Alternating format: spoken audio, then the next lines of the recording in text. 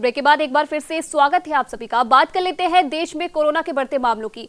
देश में लगातार कोरोना के मामलों में बढ़ोतरी हो रही है। पिछले 24 घंटे के अंदर की बात करें तो कोरोना के 7,466 नए मामले सामने आए हैं और 1,065 लोगों की मौत हो चुकी है। मामले में जहां शुक्रवार को स्वास्थ्य मंत्रालय की ओर से जारी रिपोर्ट के मुताबिक देश में कोरोना मरीजों का आंकड़ा 1,65,000 के पार हो गया है, जबकि अब तक कोरोना के कारण देश में 4,706 लोग अपनी जान गंवा चुके हैं। हालांकि थोड़ी राहत भरी बात यह है कि पिछले 24 घंटे में करीब 4,000 मरीज रिकवर हुए हैं, जबकि अब तक 71,106 लोग ठीक भी हो चुके हैं।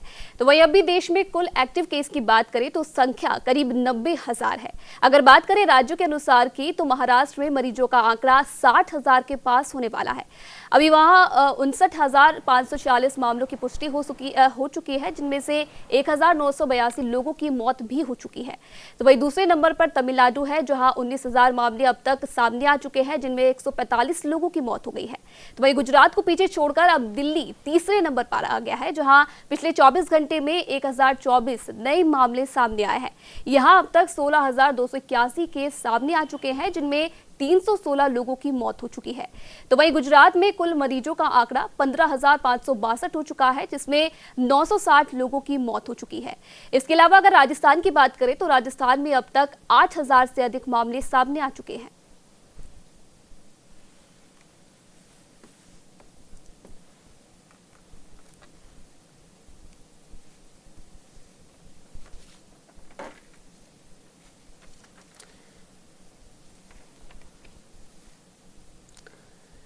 तो वही खबर पर ज्यादा जानकारी के लिए प्रमुख संवाददाता मनीष श्रीवास्तव यहां पर लखनऊ से हमारे साथ जुड़े हैं। मनीष, अगर बात करें कोरोना की तो लगातार कहर बढ़ता जा रहा है और आज कोरोना के मामलों में सबसे बड़ा उछाल यहां पर देखने को मिला है, जो कि पिछले 24 घंटे में काफी मरीजों का आंकड़ा यहां पर बढ़ा है। देखिए आरुषि, निश्चित तौर पर भारत में कोरोना का कहर तेजी से बढ़ रहा है, लेकिन मैं आपको ये बताना चाहूंगा कि एम्स के डायरेक्टर डॉक्टर इंडिया ने एक बयान दिया था जिसमें ये अंदेशा जताया था जून और जुलाई में कोरोना अपने पीक पे होगा। आप ये देखिए कि पूरी दुनिया में एक्टिव केसेस के मामले में भारत का स्थान कोरोना के मामले में 5वां हो गया है। वहीं कुल कोरोना केसेस के मामले में भारत 10वें स्थान से खिसककर अब 9वें स्थान पे पहुंच गया है। अब भारत से पहले केवल फ्रांस और अमेरिका, ब्राजील और रूस बचे हैं। तो कहीं ना कहीं भारत में लगातार कोरोना के मामले बढ़ते जा रहे हैं, जबकि जून अभी शुरू भी नहीं हुआ है। ऐसे में निश्चित तौर पे पिछले 24 घंटे में अब तक का सबसे बड़ा आंकड़ा 7400 के पार पहुंचा है कोरोना मरीजों का। भारत में कोरोना मरीजों की संख्या तकरीबन 1,66,000 हो चुकी है। वहीं अगर हम सिर्फ उत्तर प्रदेश की बात करें तो उत्तर प्रदेश में भी कोरोना के मामलों की कुल संख्या 7200 पार कर चुकी है और बीते 24 घंटों में हालांकि उत्तर प्रदेश में 185 मामले ही सामने आए हैं। ये थोड़ी राहत की बात है। उत्तर प्रदेश में 200 से 250 के लगभग मामले सामने आ रहे थे, लेकिन उत्तर प्रदेश में भी कोरोना का कहर निश्चित तौर पर तेजी से बढ़ रहा है। वहीं दूसरी तरफ लखनऊ में कोरोना ने बीते 24 घंटों में 19 लोगों को अपनी चपेट में लिया है और इसमें स्वास्थ्यकर्मी समेत तकरीबन 6 जवान भी आए हैं, जिसमें से 5 जीआरपी और 1 आरपीएफ का जवान है। लेकिन सबसे खास बात आरुषि ये भी है कि चिन्हट में एक वार्ड बॉय सैंपल लेने के दौरान कोरोना संक्रमण, स्वास्थ्य विभाग ने जिलों में तमाम अफसरों को ऑनलाइन वेबिनार और तमाम माध्यमों से कोविड प्रोटोकॉल की ट्रेनिंग दी थी, लेकिन स्वास्थ्य कर्मियों को अभी भी पूरी तरीके से प्रशिक्षण नहीं मिला है और सैंपल लेने के दौरान भी अगर वार्ड बॉय कोरोना संक्रमित हो रहा है, पीपी में आरएसएम अस्पताल में डॉक्टर संक्रमित हो गई थी, साथ ही 2 पैरामेडिकल स्टाफ भी संक्रमित हो गए थे। ऐसे में कहीं ना कहीं कोविड प्रोटोकॉल का न तो अस्पतालों में और जो लोग सैंपल कलेक्ट कर रहे हैं स्वास्थ्यकर्मी वो पालन कर रहे हैं और साथ ही साथ बड़ी संख्या में पूरे देश में तकरीबन 550 से ज्यादा संक्रमित भी हो चुके हैं। ऐसे में निश्चित तौर पे कोरोना का कहर आने वाले समय में और तेजी से बढ़ेगा आरुषि। जी, कहीं ना कहीं अगर हम लॉकडाउन की बात करें तो जिस तरीके से लॉकडाउन यहाँ पर खोला गया है, चाहे मैं बात करूँ लॉकडाउन 4 में जिस तरीके से रियायत दी गई थी, तो उसके बाद लगातार मामले तेजी से बढ़े थे। अब माना जा रहा है लॉकडाउन 4 के बाद अब लॉकडाउन 5 भी यहाँ पर देखा जा सकता है और ये भी माना जा रहा है कि कहीं ना कहीं कुछ रियायतें यहाँ पर दी जा सकती है। जिस तरीके से आपने भी अपनी बात में यहाँ पर जिक्र किया है कि कुछ विशेषज्ञों का ये भी कहना है कि जून और जुलाई में कोरोना अपने पीक पर पहुंच सकता है। तो क्या अब जो आने वाले समय में अगर लॉकडाउन 5 हमें देखने को मिलता है तो क्या इस समय रियायत देना सही होगा? देखिए लॉकडाउन 4 के दौरान ही आरुषि जो रियायतें भारत सरकार ने की थी वो रियायतें कुछ ज्यादा ही ढील दे दी थी। अब उन्हीं के कारण भारत में कोरोना संक्रमितों का आंकड़ा तेजी से बढ़ रहा है। मैं आपको उदाहरण के जरिए समझाऊंगा। भारत में ग्रीन, ऑरेंज और रेड जोन की जो व्यवस्था बनाई गई है कोरोना को देखते हुए, एक शहर अगर रेड जोन में तब्दील है और दूसरा शहर अगर ग्रीन जोन है, तो रेड जोन से ग्रीन जोन जाने के दौरान किसी भी प्रकार की चेकिंग नहीं हो रही है। तो कहीं ना कहीं कोरोना का जो मूवमेंट है वो सरकारी लापरवाही और सरकारी गाइडलाइंस जो जारी हुई है उनकी वजह से भी तेजी से बढ़ा है। अब लॉकडाउन 5 की घोषणा हो सकती है।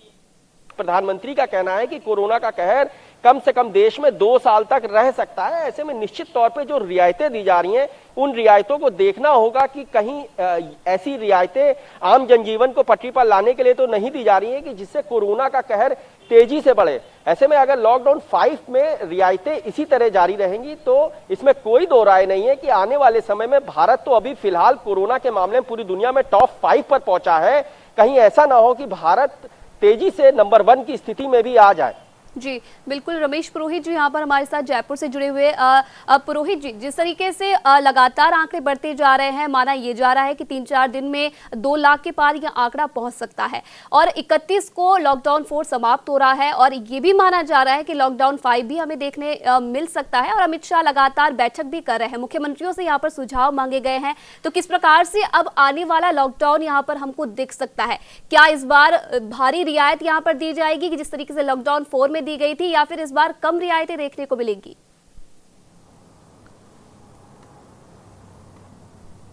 लॉकडाउन की अवधि जब से शुरू हुई है, पहली बार से लगा, तब कहा गया था कि जान है तो जहान है और जब जान बची रह जाएगी तो बीमारी स्वतः ही दूर हो जाएगी। लेकिन कोरोना महामारी के फैलाव का जो स्तर जिस बढ़ा है उसने चिंता में और डाल दिया और लगातार विशेषज्ञों की रिपोर्ट्स भी इस तरह से आ रही थी कि मई और जून और जुलाई का जो महीना होगा वो भारत के लिए बहुत क्रूशियल रहने वाला है। वो अब हकीकत में दिखाई देने लगा है कि 1,66,000 से ज़्यादा जो लोग हैं वह संक्रमित हो गए।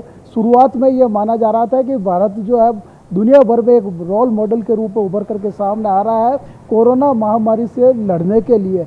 लेकिन पहला चरण जो खत्म हुआ वो तो शांतिपूर्वक बीत गया और संक्रमण की जो संख्या है वो नहीं बढ़ी। लेकिन दूसरे, तीसरे और चौथा जो चरण है, और ख़ास करके तीसरे और चौथे चरण में जो सुविधाएं उपलब्ध करवाई गई, जो छूट दी गई, उसका असर अब दिखाई देने लगा है। लिहाजा अब बात करते हैं कि 5वें चरण में क्या संभावना है। तो अमित शाह की मुख्यमंत्रियों के साथ में जो बातचीत हो रही है, जो राय उभर करके सामने आ रही है, कई राज्यों का यह सुझाव अभी भी है कि लॉकडाउन की अवधि को कुछ समय तक बढ़ा दिया जाए और उसमें छूट जो निरंतर जो दायरा बढ़ता जा रहा है उसको भी और ज़्यादा लिबरल कर दिया जाए, ताकि कि जो है एक तो जीवन की गति जो है, आम जो रोज़मर्रा का जो जन जीवन सामान्य हो सके, दूसरा आर्थिक और व्यावसायिक गतिविधियां जो पटरी पर लाया जा सके, तीसरा कि मजदूर जो एक जगह से दूसरी जगह पर जो शिफ्ट हो रहे हैं वह भी सही सलामत अपने घरों की तरफ जाए। घरों में पहुंच भी गए तो उनके पास में कोई काम धंधा नहीं होने के कारण से वो लोग भी वही जो है बेकार बैठे हैं। और क्वारंटाइन की जब बात करते हैं कि मजदूर जब शिफ्ट होगा एक से दूसरी जगह की ओर, तो वो 14 दिन के लिए क्वारंटाइन में रहेगा, फिर अपने घर जाएगा, उसकी भी पूरी तरह से पालना नहीं हो रही है। उस लिहाज से देखा जाए जो संक्रमित संख्याओं का जो दायरा बढ़ रहा है वह इसी का ही परिणाम है। और मैं फिर एक बार कहूँगा कि जब दिल्ली और मुंबई की जब घटना हुई और जब मजदूरों के पलायन की जब बात की गई, तब आशंकाएं जाहिर की गई थी कि ऐसा हो सकता है, वह आज परिणामतः दिखाई दे रहा है। यही वजह है कि दिल्ली में जो है लगातार बैठकों का दौर जारी है। प्रशासनिक अधिकारियों के साथ में जो कोर टीम बनी हुई है कोरोना महामारी को रोकने के लिए और उसके फैलाव और बचाव के लिए, उनमें भी निरंतर जो है मंथन जारी है। प्राइम मिनिस्टर नरेंद्र मोदी ने भी कई बार जो है मुख्यमंत्रियों के साथ में जब बातचीत की थी तो मुख्यमंत्रियों का यह कहना था कि कुछ अधिकार राज्यों को शिफ्ट किए जाए कोरोना महामारी के संक्रमण को रोकने के लिए।